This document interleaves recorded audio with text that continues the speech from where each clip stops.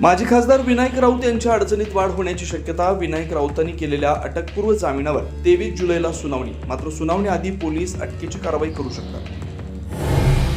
शेतकऱ्यांसाठी मुख्यमंत्र्यांची मोठी बातमी. 7.5 हॉर्स पॉवर पर्यंत 48,000 कोटींचं वीज बिल माफ. शेतकऱ्यांची पाठी कोरी करणार. सभागृहात जल्लोष.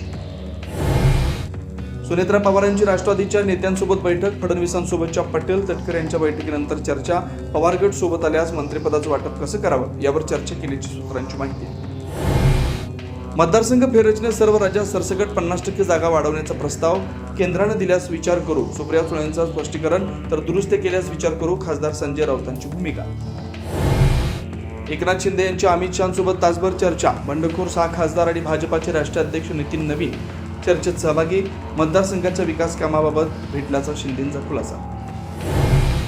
मुंबईच्या कोस्टल रोडवरील बोगद्यात धावत्या कारला विश्वनाथ. कार जाळून खाक. इतर वाहन चालकांच्या गाड्या सोडून पळ.